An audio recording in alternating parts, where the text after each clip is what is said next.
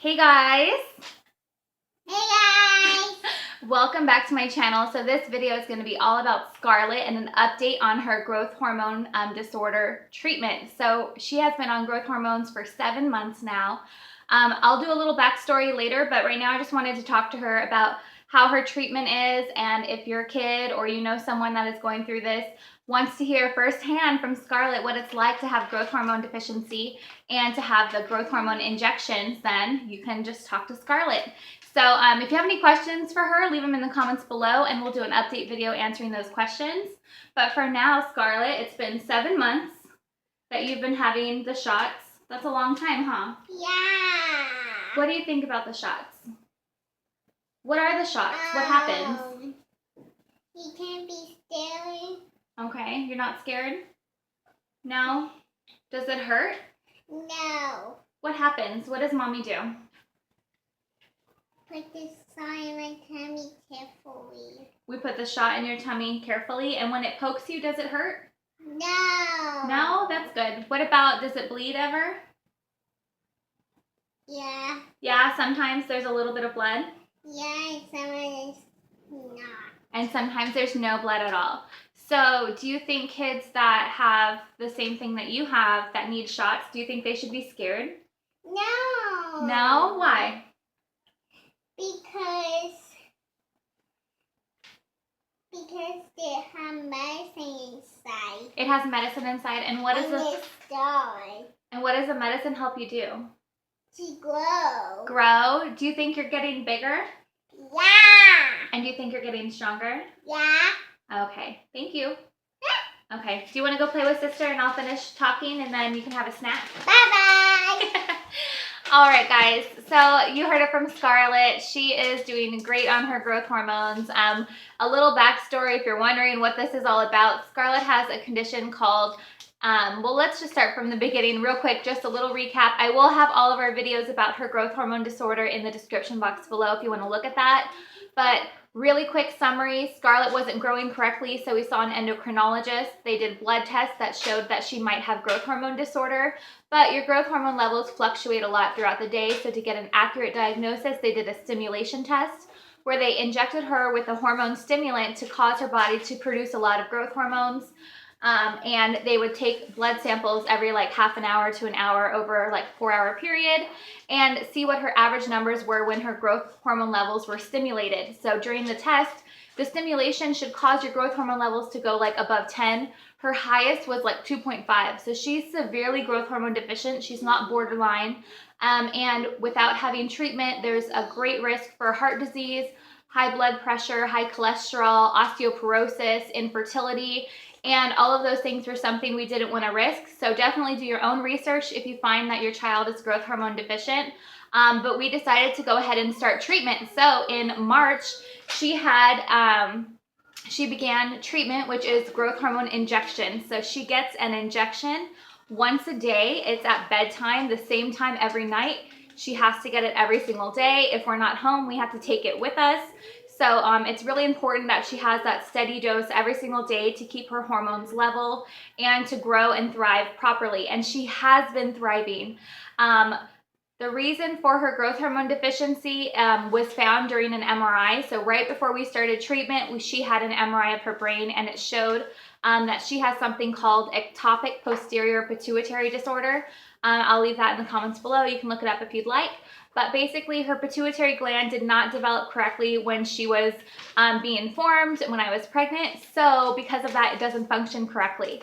So every 3 months, she gets a blood test. She gets her growth hormone levels checked. She goes in and gets measured and weighed. And then once a year, she gets another blood test where she has all of her hormone levels checked because she's at risk of having deficient hormones in multiple hormones, not just growth hormone. So that gets checked every year, and she gets a x-ray of her hand every year to check her bones and what her bone age is. So all of that has her monitored to make sure she's growing and thriving the way she's supposed to be. So with the growth hormones, she gets the injection every day, and every 3 months we go in and get her dosage because they do a blood test and they see how much growth hormone she produces on her own, and then they see how much a child at that age should produce, and they give her the difference.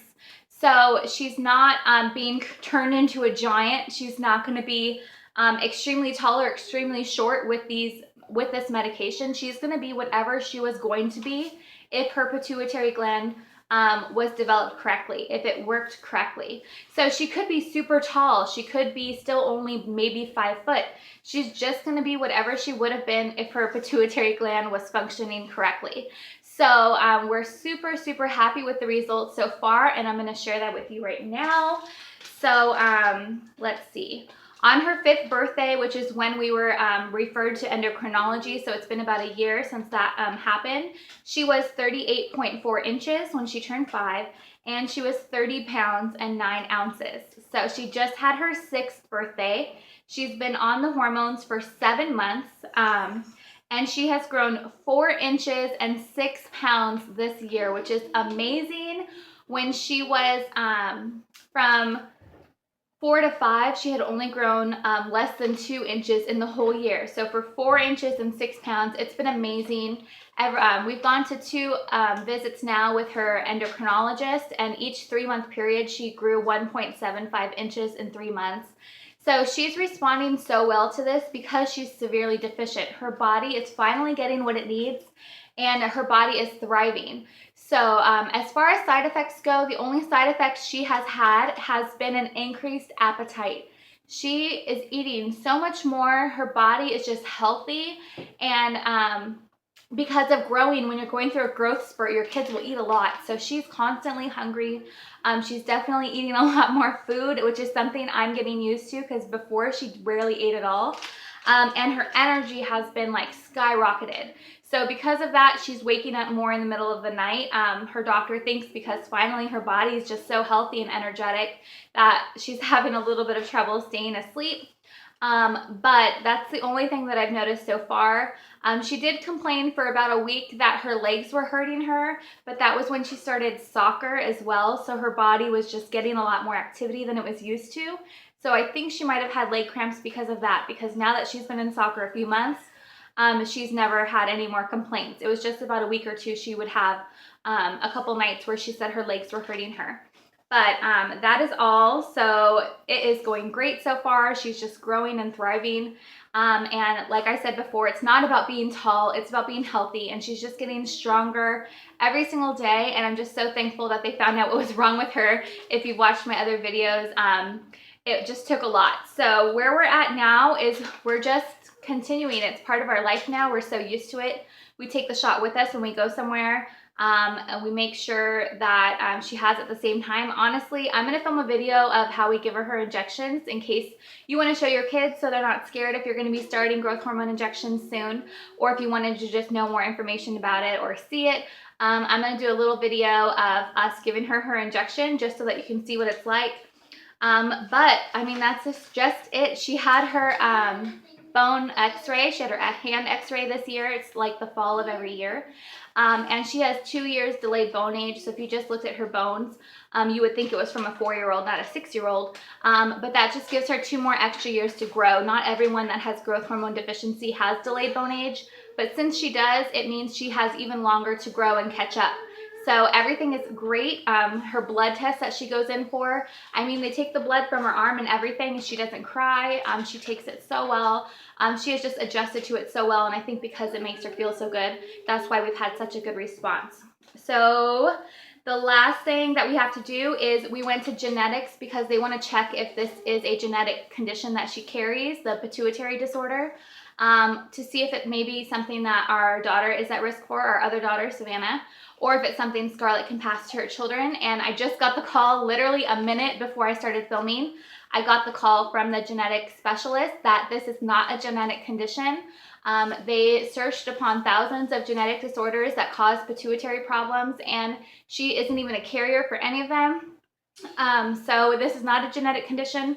It just happened. It was like a freak of nature. Her pituitary gland just didn't develop correctly on its own. So the other thing that happened right now, which I'm like, great, is in that test, they found that she does carry she carries a gene for a genetic condition. They don't think she has it, but she is a carrier for it.